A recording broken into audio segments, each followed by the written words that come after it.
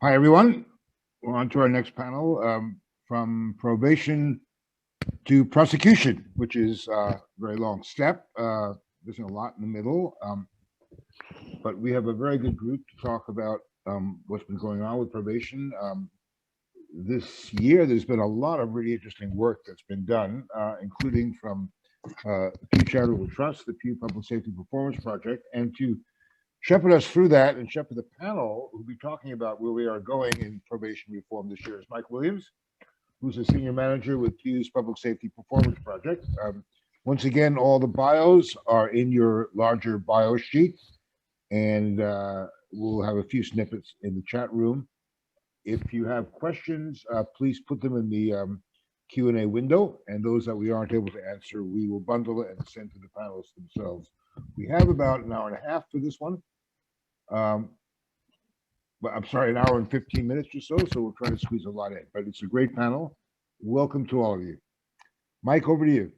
All right, thank you so much, Steve, and thank everyone for tuning in to our panel. We're really excited about today's panel.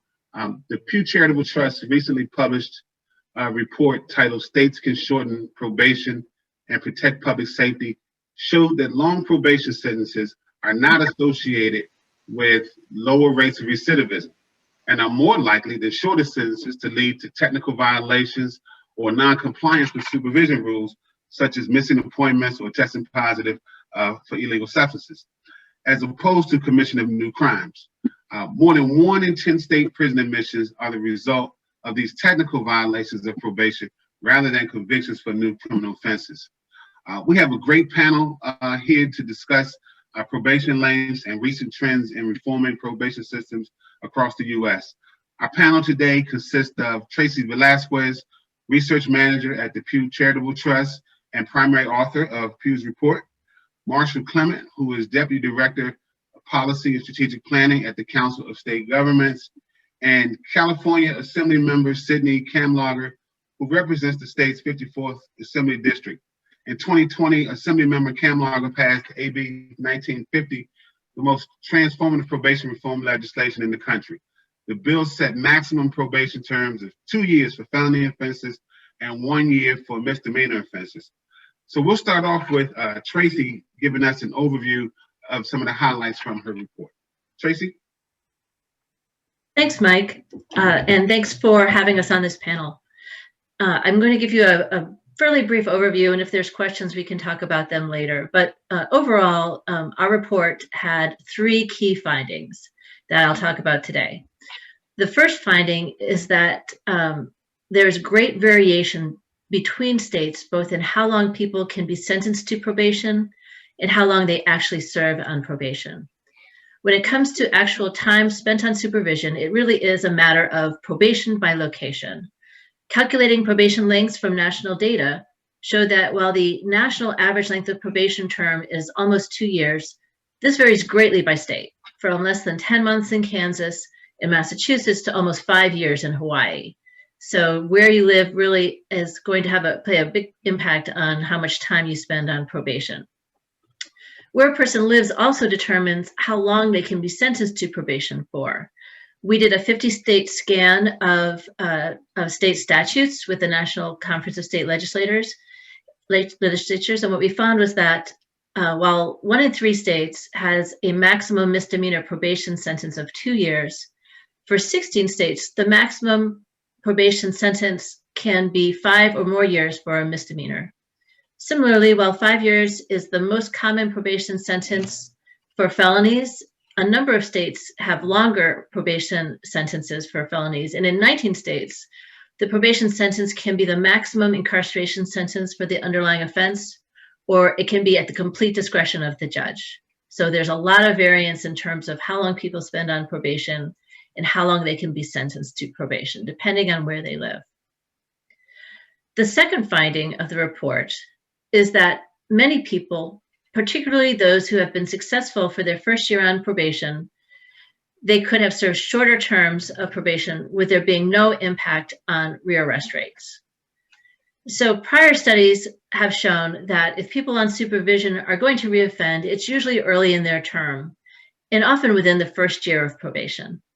So with that in mind, Pew looked at whether there is a public safety benefit to keeping someone on supervision who has made it through the first year of probation without being rearrested, since these are the people who one would think would be the best candidates for release from probation. To study this, we worked with a researcher who was able to get access to law enforcement and probation data from 2 states, South Carolina and Oregon, for people who entered probation between 2009 and 2014. And we also looked at arrest data for the 3 years after they started their probation to look at reoffense rates. So what we did is we compared people who were on probation to similarly situated people who had been released from supervision. And what we found is that almost all those on probation could have served shorter terms without having an impact on rearrest. In fact, more than half of the people in the study could have been on probation for at least a year less without negatively affecting recidivism rates. A third key point of the research was that reducing the time spent on supervision can be an important tool to reducing probation populations.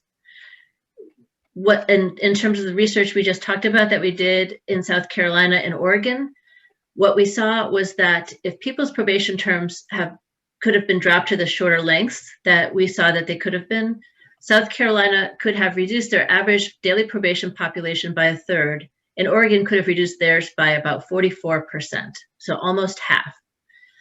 One of the cardinal rules of corrections is that population is a function of how many people enter and how long they stay, and this is true of probation as well. In terms of looking at actual probation data from 2000 to 2018, so this is federal data from the Bureau of Justice Statistics, our analysis showed that 3 in 4 of the 27 states that increased their probation populations during that period of time saw longer average probation lengths for the people on probation.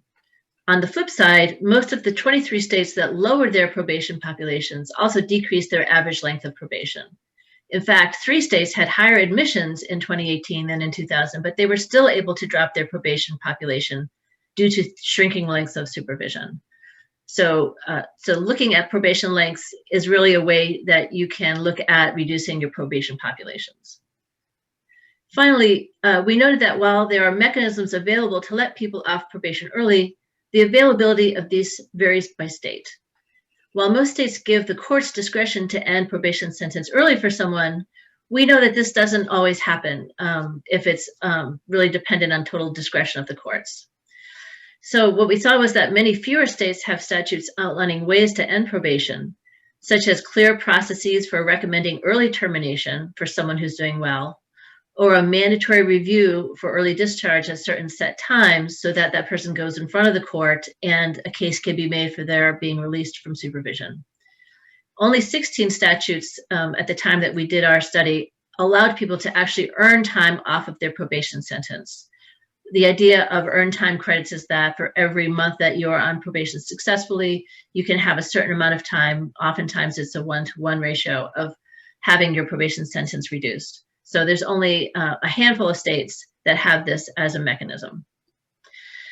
And what we also saw is that many states allow probation sentences to be extended past the original sentence. So these sentences people can be re-upped for probation through statutory mechanisms. And this can be for any number of reasons. It can be that a person received a technical violation for not following probation rules. They could be behind on paying their fines and fees. As you may know, most places, people have to pay a fee to be on probation, a monthly fee, and people can fall behind on those, and that can also lead to their staying on probation longer.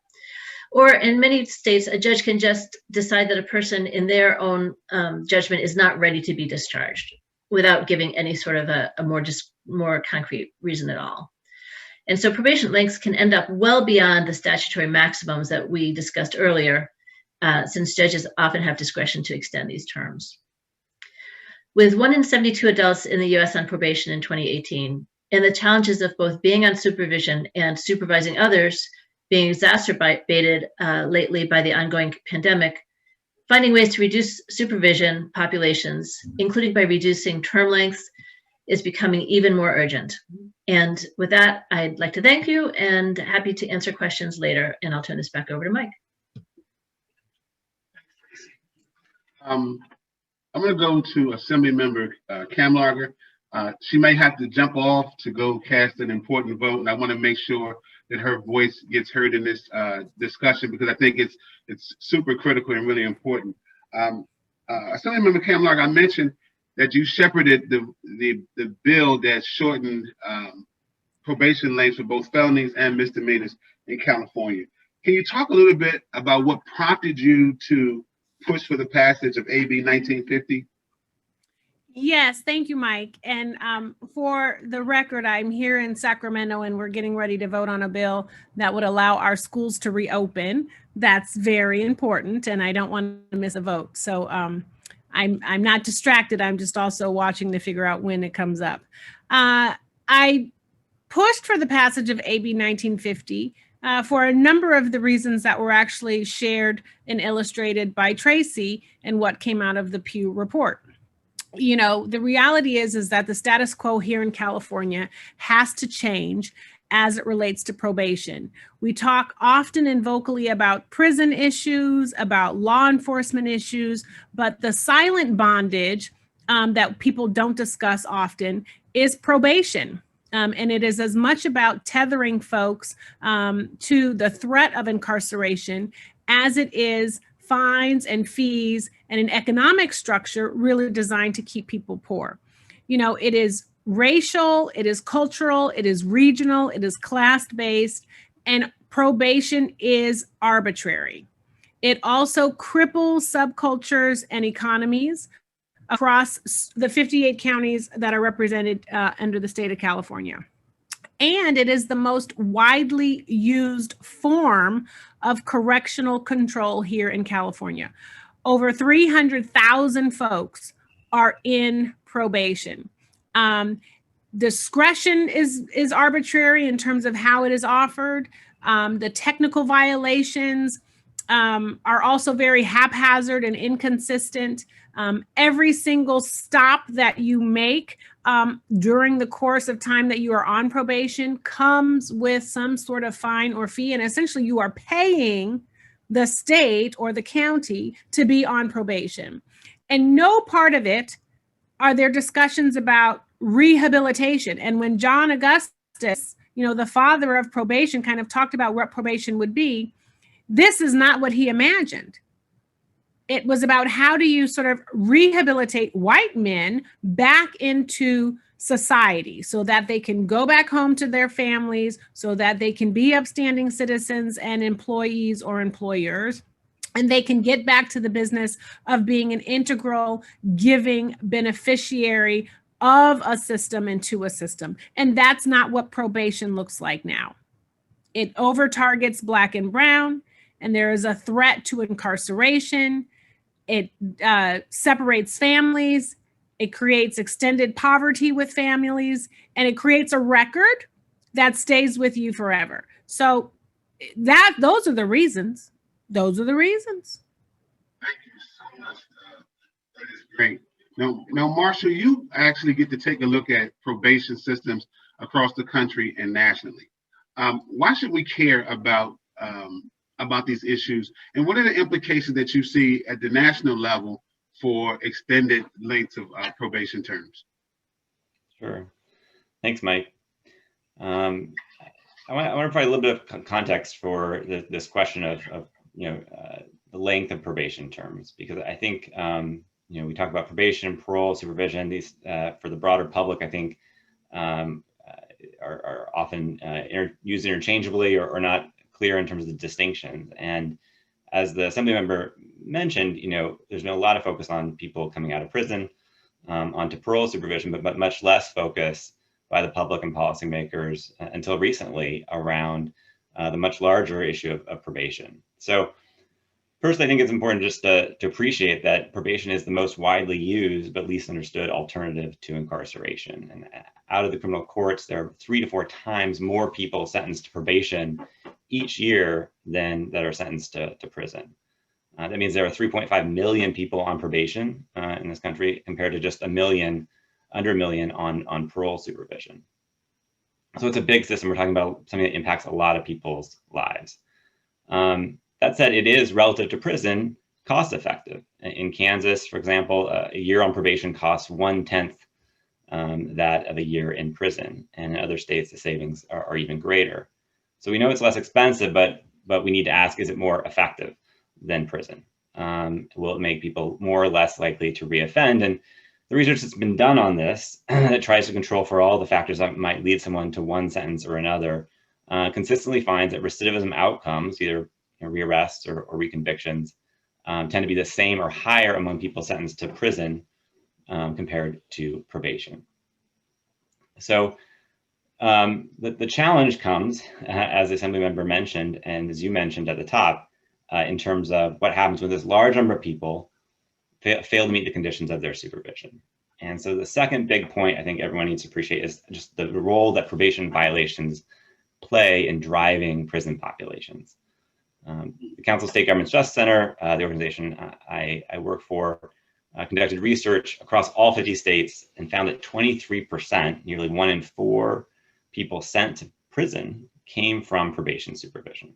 It's 137,000 people, and half of those were revoked to prison for a technical violation of their supervision, meaning a missed appointment or a failed drug test or multiple failed drug tests. And that's ironic, even though their initial offense wasn't serious enough to warrant a prison sentence, something more minor in terms of a technical violation did end up driving people to a term of incarceration. So probation outcomes drive prison populations. And so if we're concerned about the scale or cost of incarceration, we have to engage in this question about how do we improve probation. The third point I would make is that this is good news. We have research and evidence, along the lines of what Tracy indicated, and a much broader set of evidence that has existed and been built over the last decade or so or more, that we need to make probation more effective than it is right now. And not only can applying that research, reduce incarceration, but it can also improve public safety. Assemblymember Kalmager mentioned, this question of the purpose of probation, and it's been long plagued by, what is the purpose of probation? Is it to be law enforcement, or is it to be a social worker and help people change their behavior? If you look at reports on probation dating back to the 60s and earlier, it's long been under-resourced for the task it's been given, and quite frankly, it's been overlooked by the public and policymakers. But that's all changing. And let me give an example just to offer some hope here. In 2008, county-run probation agencies in Arizona began adopting the latest research statewide on how to help people change their criminal behavior on probation. They overhauled how they assessed people's risks and needs. They connected people to treatment. They changed how they conducted case management, spent more time with people that needed more support, connecting to resources. They changed how they responded to violations and more. And for the state's part, they enacted a law to incentivize probation departments to actually achieve more successful outcomes by not just reducing revocations, but also new felony crime as well. And they did. Revocations to prison in Arizona dropped 31%, and new felony convictions for people on supervision dropped by 17%. The state saved nearly $500 million as a result over a 10-year period. So huge savings, safer communities are possible if probation agencies can focus on adopting what we already know can work and can get that right. Thanks, Marshall. That was great.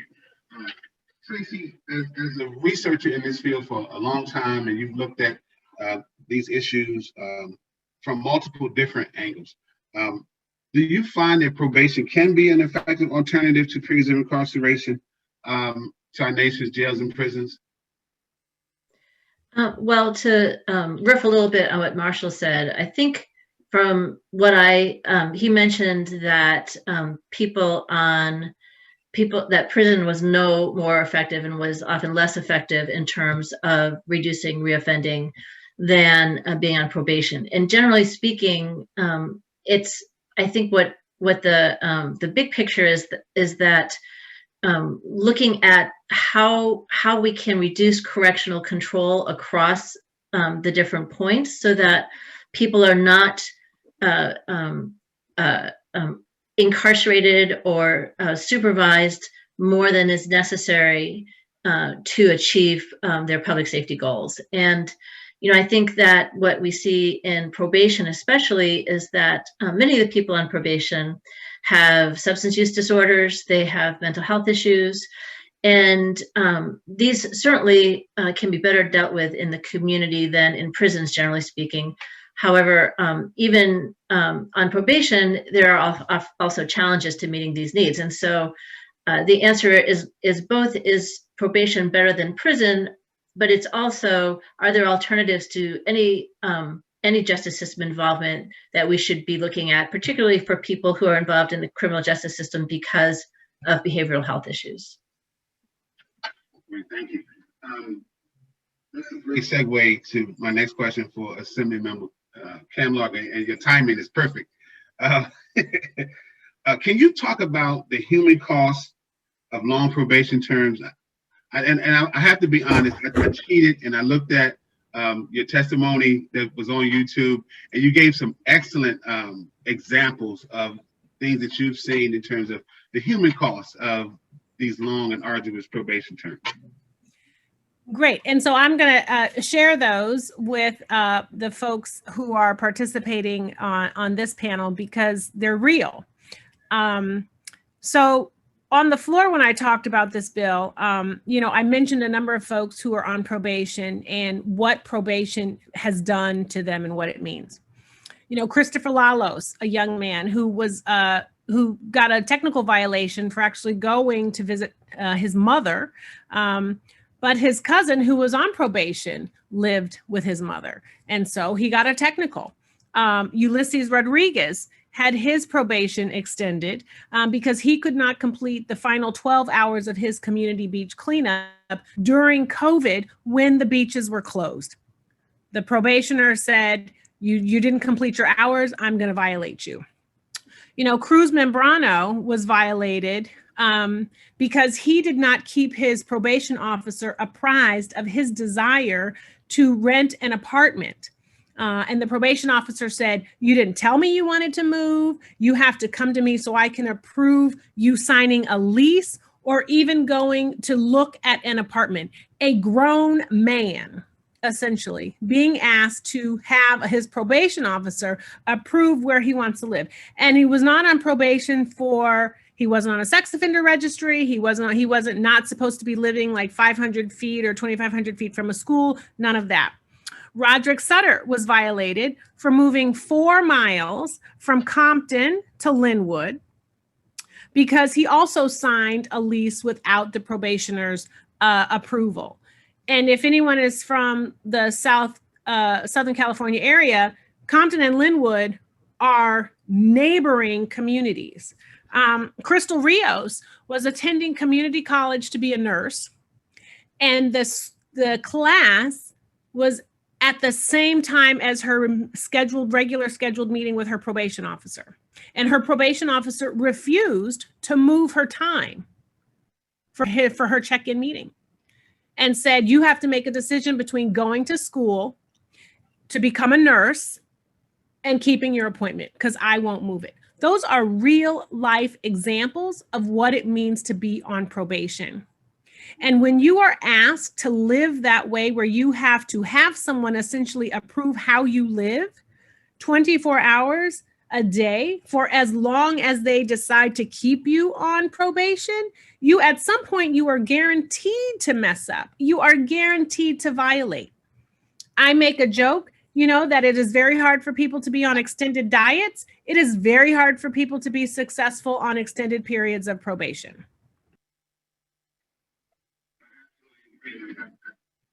I've been doing this work for a little over 20 years, and I'm amazed at some of the conditions and the situations that our people who are on probation are subject to. And I often say that I don't think I could do it. And I'm a responsible person living, and I just don't think I could keep up with all of the rules of supervision. Assemblyman Kalmager, can you talk a little bit about the opposition to the bill? Some of this sounds almost like common sense. Like, we shouldn't have people under this level of supervision for these long periods of time. The longer you keep people on these periods of supervision, the greater the chance that they're going to violate in some form. That seems kind of common sense or second nature. What is some of the opposition that you that you heard as the bill was going through? Well, the first level of opposition we got was you cannot have a one size fit all. And originally we just said, it's a one and two, and that's it. And so, of course, you cannot have, well, at the beginning, we just said we were going to cap it at like 2 years, and that was it. And you cannot have a one size fit all. I'm a firm believer of that because, life is unique, and we don't live life in cookie cutter, ways. The second part of that was, and so as a result, we actually made an amendment to the bill and said it would be 1 year for misdemeanors and then 2 years for felonies. And then there are some periods of time that you have to serve on probation that are already in statute as it relates to DUIs. I think that's 3 years because you have to go through training. And so we said we would not mess with that. And then there's some sex crimes. So we did recognize that it needed to be customized to the offense. But the real issue was the economics. And they said, oh, this will have a negative impact on our probation departments. They won't be able to maintain because they will lose funding. And I actually think that was the real reason. You make money off the backs of people who are on probation. Every time you get a test, every time you have lab results, when you go into court, you as the probationer, you pay for all of that. We had a bill that was signed into law a number of years ago, SB 678, which was an incentive-based fund. It was an incentive-based funding formula that said, if probation departments get folks off quicker, they will be financially incentivized.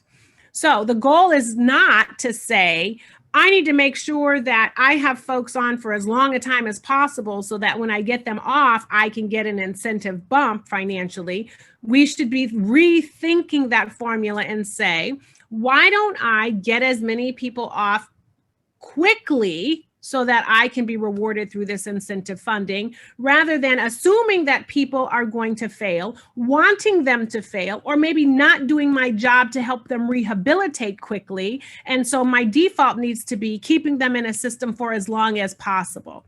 And I think that was where a lot of the pushback came from, because no one is seeing this as an opportunity to reimagine probation. They just wanted to figure out a way to operate within the status quo.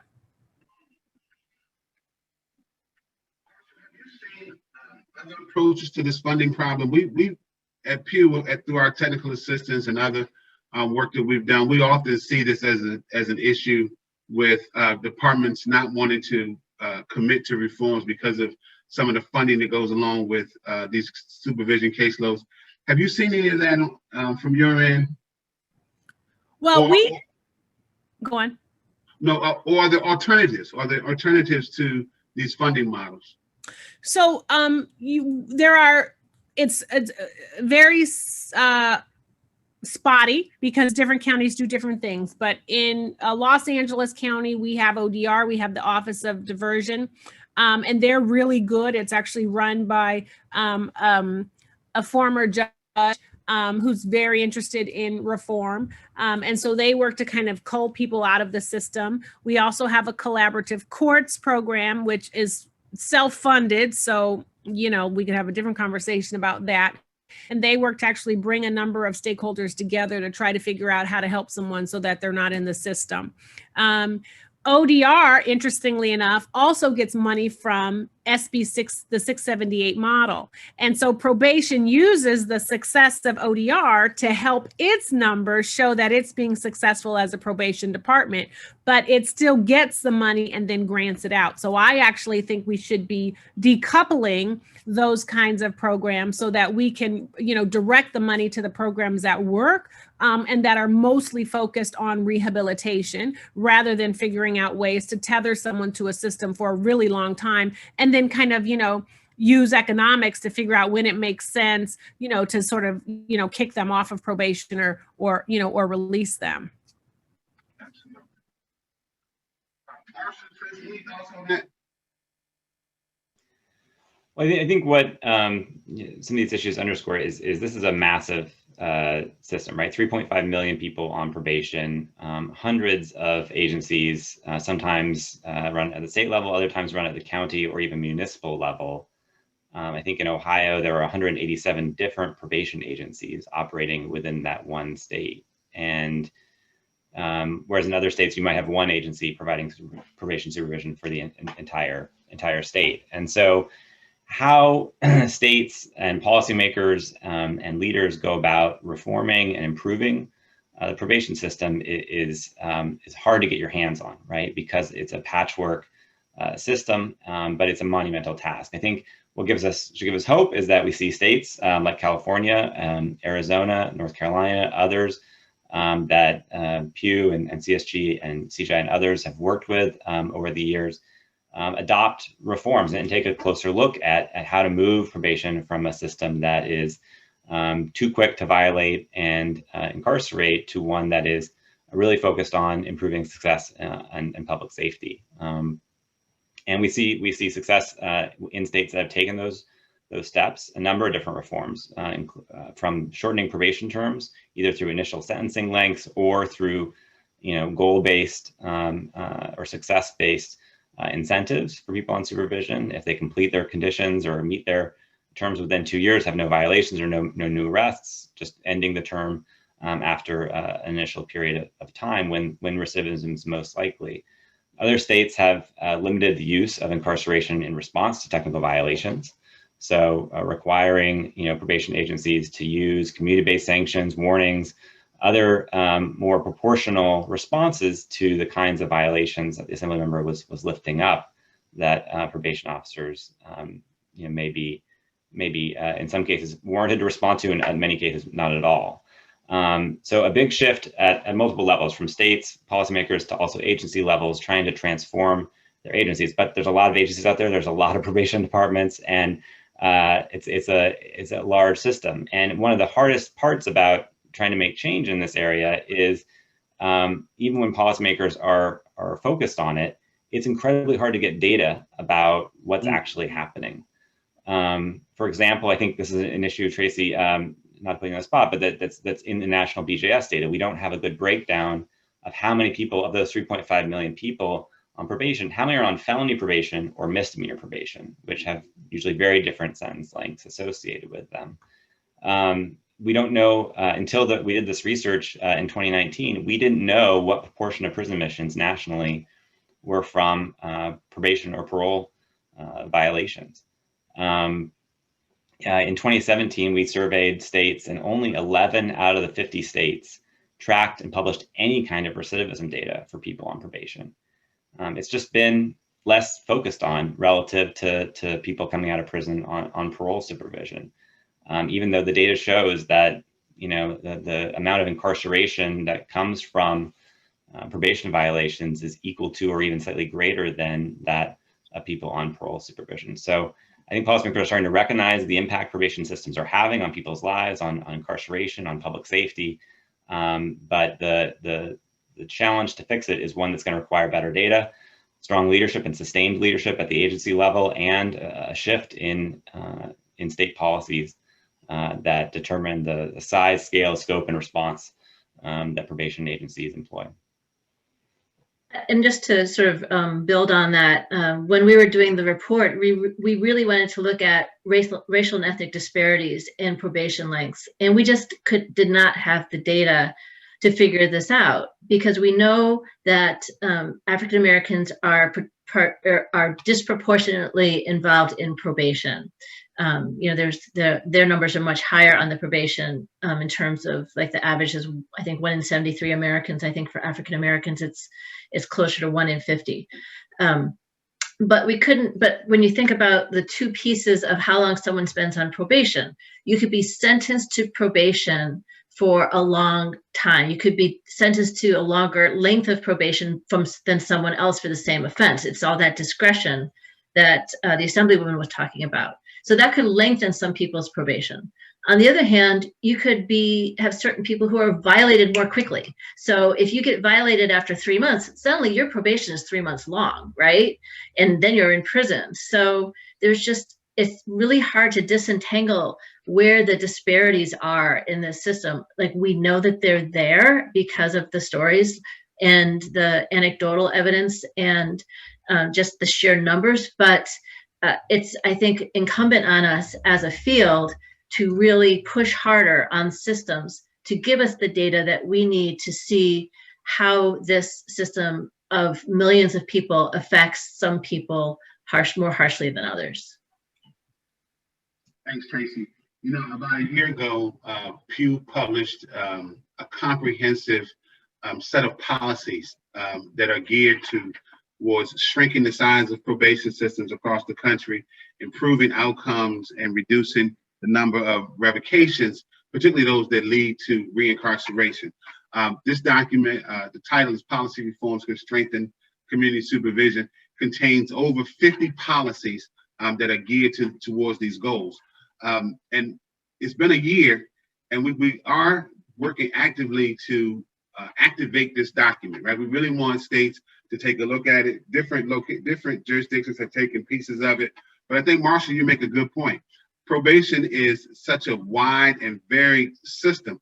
You have state probation, you have these county departments, not even talk about federal probation, which is its own separate entity with its own host of challenges.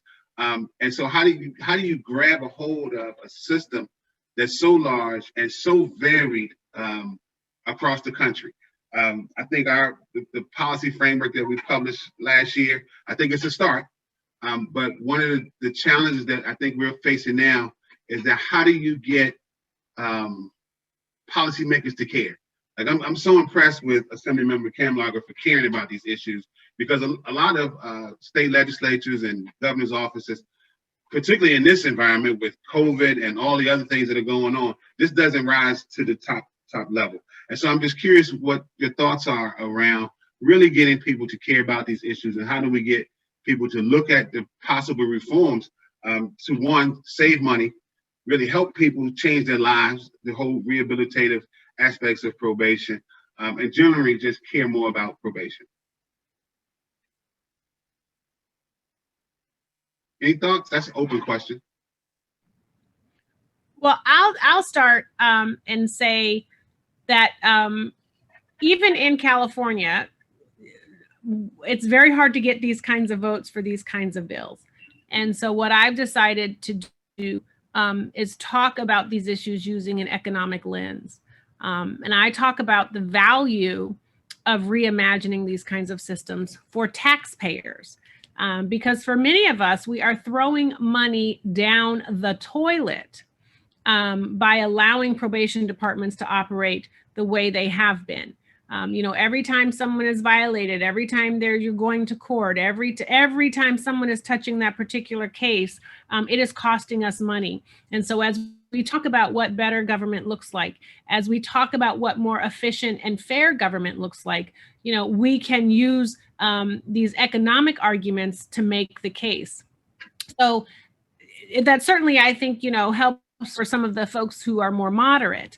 And it is much about the stories of Rayshard Brooks, who was essentially killed because he was sleeping in his car and ran because he was on probation, you know, and didn't want to go. He was afraid of being going to prison and not being able to be with his child. And he was killed. It is as much about that story as it is, can we be doing better things with our taxpayer dollars in a post-COVID world to make sure that everyone is covered fairly with the systems that government has designed to help us all? So I think we should be using our moral compass to lead us, but we should also be talking about the economics, the bloated economics that it takes to run these different departments and how to make that better. Thank you so much. I guess I would just also add, go ahead. I was just going to add that, you know, I've heard from employers that, you know, they may hesitate to hire someone on probation because of the fact that they may have to leave work for an hour every week, or they may have somebody show up in their store, their restaurant, asking about someone, which has, you know, they're afraid of the way that looks. One of my researchers was looking at people who have to wear electronic monitoring on probation, and how that has such a negative impact in terms of how someone is seen in the community. So I think as we consider economically the impact of it, I think if businesses also talk about the fact that they potentially are, if someone has a job and their office moves, they may not be allowed to go with their job. So there's a lot of impacts that aren't measured just by recidivism that we don't really take into account. Thank you, Tracy, for that. So we've talked about probation terms. We've hit on some of the other areas. I'm just curious your thoughts around what are the promises of probation? Like, what in an ideal world, what would a probation department look like that was fully functioning and meeting the needs of our communities? That's a tough one, and I know. Well, one of the things I was thinking earlier in the conversation was that we're talking about the people on probation and having these metrics by which they are successful, and we'll let them off probation if they're successful. I think lots of folks are familiar with the term, what gets measured gets done. And I think one aspect would be having probation departments have different metrics for success. So if someone is on probation, what is the department doing to help them address some of the needs that they came into probation with that may have been root causes for their getting in trouble with the law in the first place?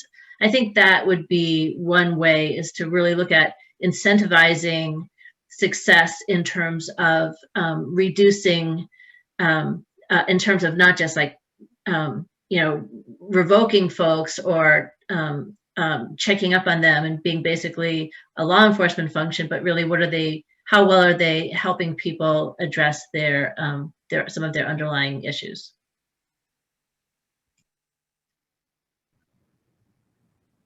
Marshall, did you want to say something? Go for it. Oh, I was just going to say, to add to what Tracy said, it's having folks work harder. If you're only on probation for a year or 2 years, and everybody has to step up on their game to make sure that you are getting someone off of probation, but also to make sure that they don't want to be on probation again. If you have a robust program with high expectations from someone who really cares about you and doesn't want to see you back, it changes the level of your participation in the system, and it also changes the outcome. And right now, folks don't necessarily have that view when they go on probation. It's like one step to prison, and these folks are going to come get me, and I can't take being on this, program for so long. Just send me to where I need to go. And that's not how probation was designed and how it should be used. So that's one. To Tracy's point, having non-biased assessments that happen in the very beginning so that you can front load with the kinds of supports that are necessary. Do you need support with financial literacy? Do you need anger management? Do you need help with, enrolling into school? It's not a gotcha relationship where the probation office is going to pop up at your job, at your house, at the grocery store to get you, and that's how it's perceived. It should be looked at as a real partnership towards rehabilitation. And then there should be, a redesign of the judges, probation, and the DA, and they should actually all be working to make sure that the person doesn't come back to court. And the reality is, as long as people continue to come back to court, that whole system makes money. Judges want to see people in front of them because it's their relevance. DAs want to have cases to prosecute. It's their relevance. So you really have to sort of expand outside of probation and say, how do we redesign this whole structure? Because we don't want those folks in front of us, talking to the judge. there are lots of other folks who are doing things that actually need to be spending time in front of a judge. So I would, it's about changing the culture of how we see probation, and then changing the expectations and the attitudes, within the system as well as within the department. And I think ultimately you will change the positioning of folks who are on probation. I think one of the things that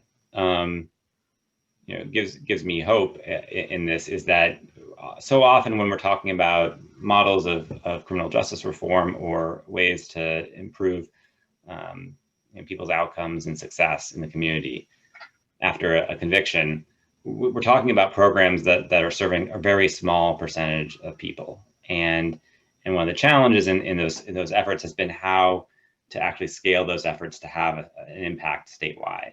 And I think one of the things that probation offers, if we want to take the opportunity, is it's already at scale, perhaps maybe too large of a scale.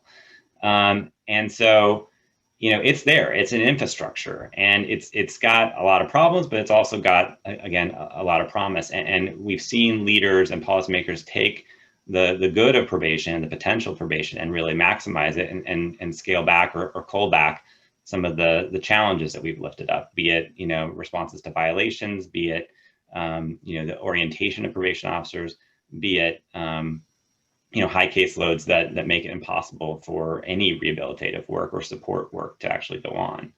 So that's one big advantage. I think that the funding is there.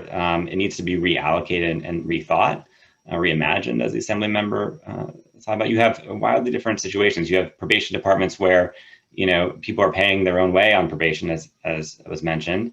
You have other systems where the state's paying $10,000 a year for someone to be on probation and providing all sorts of contracted housing supports, transitional housing, transitional employment, substance abuse treatment, behavioral health, vouchers for transportation, and the kinds of supports that are needed to actually enable someone's success.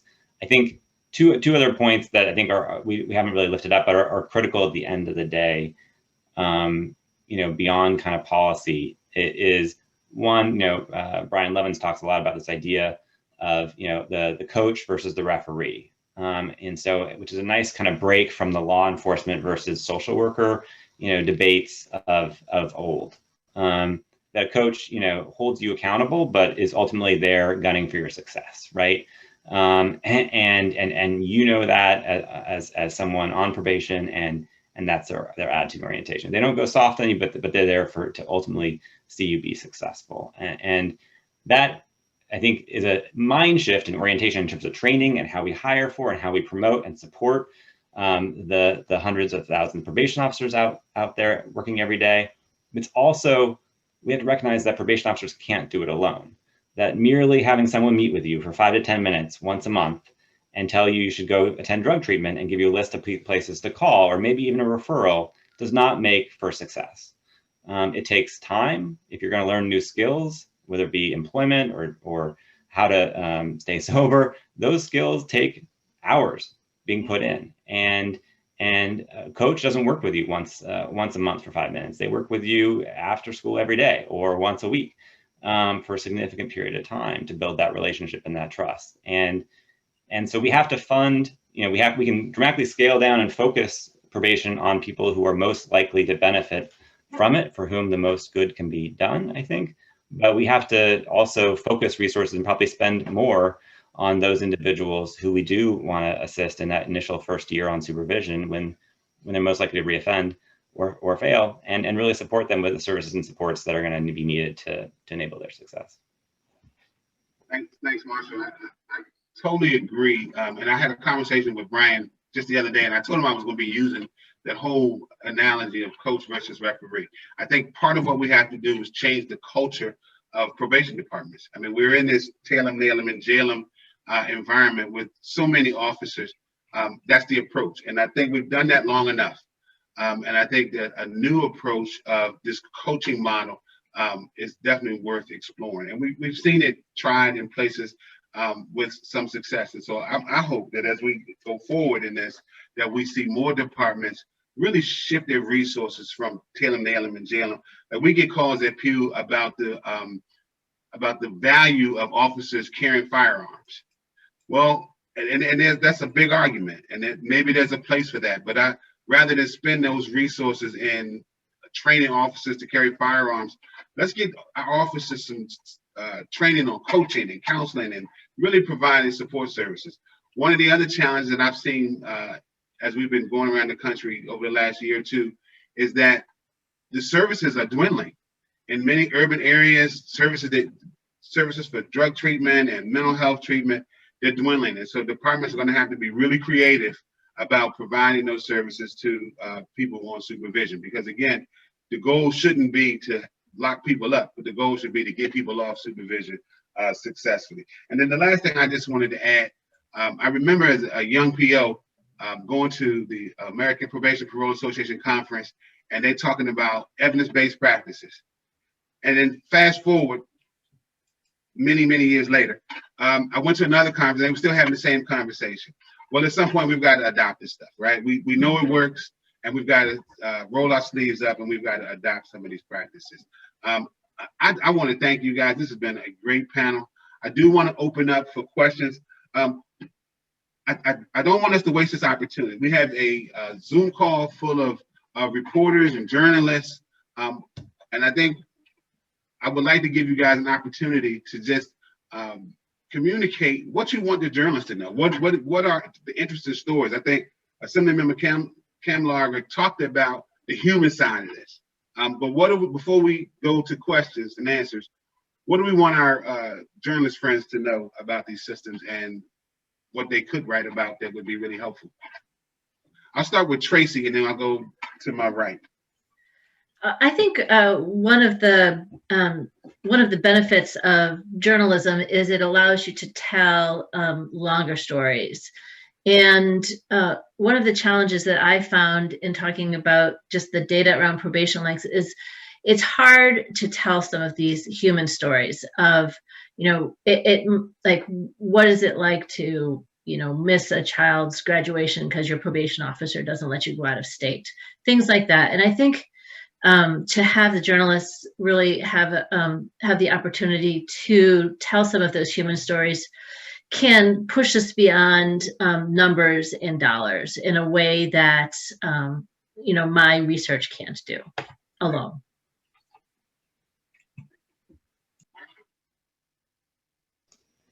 I think journalism is critically important. As I mentioned, this has been a long overlooked aspect of the criminal justice system, and we've seen, firsthand how the pace of work of doing this hard work of implementation and changing probation accelerates as policymakers and the public better appreciate the challenge and opportunity that probation presents, and you all can illuminate that in really powerful ways. I think the request I would have is that I think as much needs to be done in terms of lifting up the challenges of probation as much as the promise or the potential that it offers. We're in a moment when trust in government's ability to deliver, anything is I think at an all-time low. And so whereas this is a system that's crying out for reform and oversight and improvement, it does have potential, and it's not an area where we don't know what works better. We have an implementation challenge of how to implement and move a system to adopt what works better. And there's a lot of debates and area to figure out in that. And I know the challenges with the system are some of the best ways to grab people's attention. But at the same time, there's probation officers out there who are really making a difference at the same time. And there are leaders who are doing the hard work of changing organizational culture against all odds and trying to sustain that shift in policy and practice. And so finding ways to lift up both those stories, I think is the challenge that, I'm glad it's not mine, but I certainly encourage you to take up. And I would just add that I would hope that journalists, would look at the arbitrariness of the terms. What's the true benefit of saying you can't go to this particular county, or you can't go to this 7-Eleven, after 7 o'clock, or you can't be in this person's car. I would hope that they would look into the stories around the trainings, right? The training for probation officers, and the culture of those departments versus their mission. And do those collide, or are they parallel? And then I think they're great stories to tell about the economic loss for communities. For folks who are on probation, what does that mean for small businesses or for prospective employers, or for raising up economic justice in low-income communities? There's a huge economic loss because huge swaths of folks are on probation, which really sort of compromises their ability to move ahead and thrive. I think those are also three great story opportunities for journalists to delve into. More with all three of your assessments of what the stories could be. The other thing that I would just add is that oftentimes when a person on supervision messes up, they commit a new crime, that makes the news. But I just want to encourage our journalist friends that there are other stories. There are positive stories. There are many success stories. Very few people actually go out and commit new crimes. The majority, while the numbers may be high, the majority, those who don't, those numbers are much higher. And there are a lot of success stories and men and women who've committed an offense and been sentenced to probation, who successfully complete their terms of supervision, and they actually go out and do amazing things in our communities. And so I'd like to elevate those stories as much as we possibly can.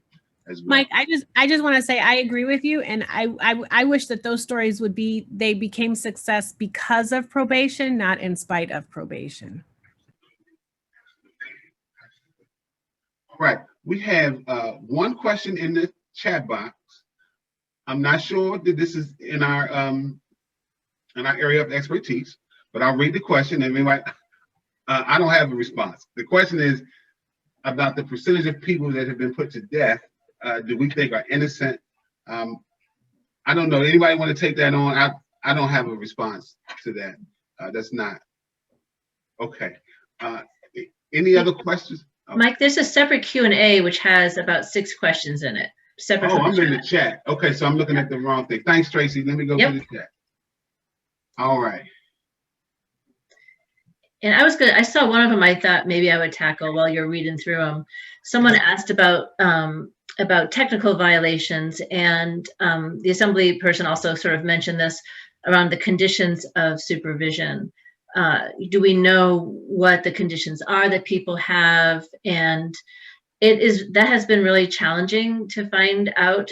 Oftentimes they're in a court order. It might be that there's standard conditions of supervision, and then there can be special conditions that a judge adds because they feel like that will help ensure a person remains it remains crime-free is the best way to put it, I guess.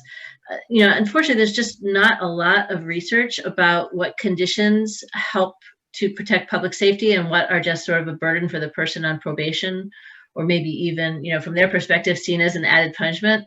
So, that's something that is, if you're a journalist, you might be able to find out from your local courthouse what are the conditions folks are put on probation. But, I know that that's been something that has changed over time. We've seen sort of a piling on without, really an understanding of to what extent do they just trip people up, and to what extent are they helpful in keeping people on the right track. So I think that's an issue that, from a research perspective is really interesting.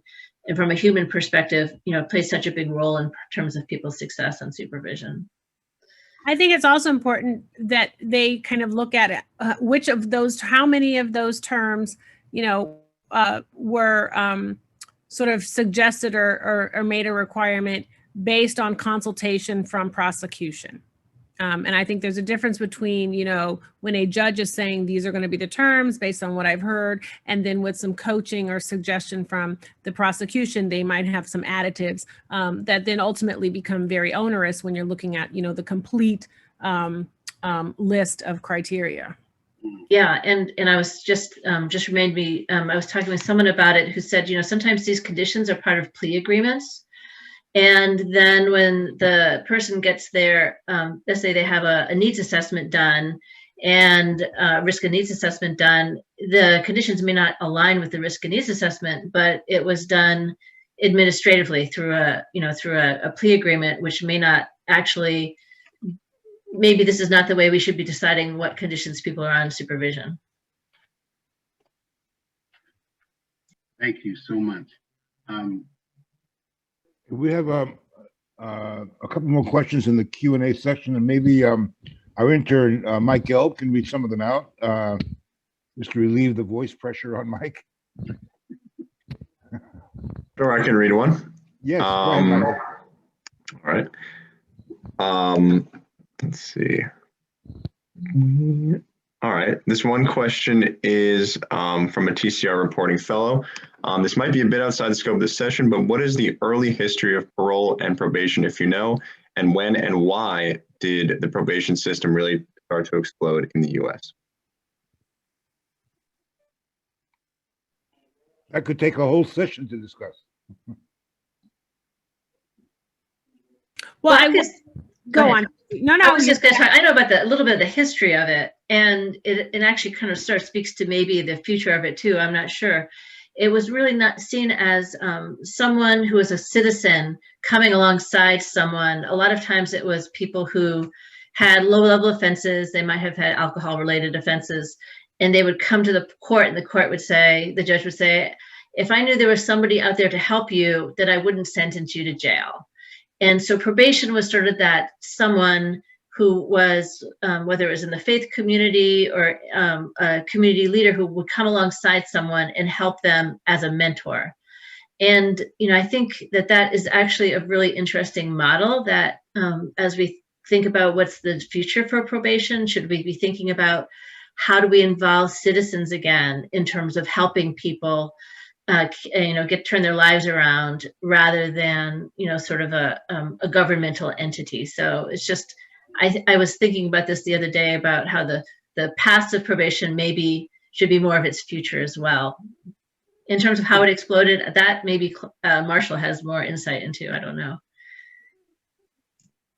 If I may, there's just on that point that Tracy's just raised, it's a very interesting comment, more comment than a question that someone in the audience has raised. Victoria Nadell, and I'll read it out for you quickly. My experience as a defense attorney was that much of probation was set up for failure and gotcha rather than for rehabilitation or success at reentry into the community.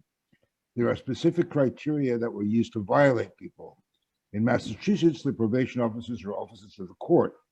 They essentially work for the judge, so judges trusted their officers more than the probationer. Is it possible that the first step for states is to define the purpose of probation in the first place? It's not a gift to the defendant, it's a societal choice. And it seems to me that if there is a defined purpose, everyone will have more reasonable expectations. Do you all want to comment on that? Well, I think it speaks to what, Tracy was saying, and the genesis of probation, right? Which was, I guess the history has allowed him to claim it, but John Augustus in the 1800s, would actually sit in the back of the courtroom and listen to these cases. And he would say, tag, I'm going to take this person, I'm going to help them, and I'm going to guide them, to make sure that they stop drinking or that they're in some sort of program, that they're home at 5 o'clock so that they can be with their family, and I'm going to push them to be a better version of themselves. And this was his sort of charge in life. And the judges began to respect him because they knew that he was really invested in the rehabilitation of these folks. Now, he also saw them as, potential contributing factors to a local community and an economy. And he said, I'm going to bet on that person because of what the dividends that we will all reap as a result of their rehabilitation. And we must, I think it is really imperative that we kind of go back to that design. People don't understand the ecosystem that happens in courtrooms. There is a relationship between judges, between law enforcement, between probation officers, between prosecution, between the bailiffs and the clerks. They're all working together. And you have to decouple that, and you have to figure out what the individual missions are, the purposes are, and how those departments are trained and where the accountability is, so that ultimately you can get something that benefits community, that benefits society, rather than that benefits that ecosystem. There's the other side of that, which is a question from Melanie Eversley, who's a freelance journalist in New York City, and it's something that Assemblymember Kalmager, you raised earlier on. She asked, are there any components of the probation discussion that include providing more support or training of probation officers, or vetting them more on the front end for psychological fitness? You mentioned that as a story possibility, and it's a really good segue into some of what you were saying. Well, there's a bill actually going through the legislature now that will require that police officers at least have a BA if they want to go into an academy and become law enforcement. So I think, we could sort of extrapolate from that. But the other thing is, like, yes, the culture of your departments and the training that is offered, is it a social work perspective? Is it a coaching perspective? Or is it the gotcha, the referee perspective? And what kind of supports do they have? There is a lot of money that goes into probation departments, but the question is, how are they using those dollars? Are they sort of subcontracting out with or departments like ODR, Office of Diversionary Programming, or with nonprofit organizations that have sort of credibility within the community to shepherd some of these, programs that they're offering? Are they also saying, how do we redesign, retrain, reaffirm, our POs that are in this system? The reality is, if you've been a probation officer for a long period of time, you probably become desensitized. You probably have your own kind of trauma. You probably have diminishing trust, of the system, of the probationers, and of the system. I mean, and what the outcome is. And so I think we also have to be really honest about that. And if you're not going to just get rid of every single person in the system and find new, Martians, then you have to kind of de-traumatize departments and reaffirm missions and train with that kind of outcome that you want. I think we'll have to leave it there for the moment. We're just about on time, but I want to thank all of you, Assembly Member, or should I say State Senator Kalmager, congratulations. Oh, thank you. And thanks to Tracy and Marshall, and of course to Mike for leading our panel. It's been a great panel. We'll take another short 10-minute break while our speakers for the next panel get ready. Thank you all. Thank you. Thank you.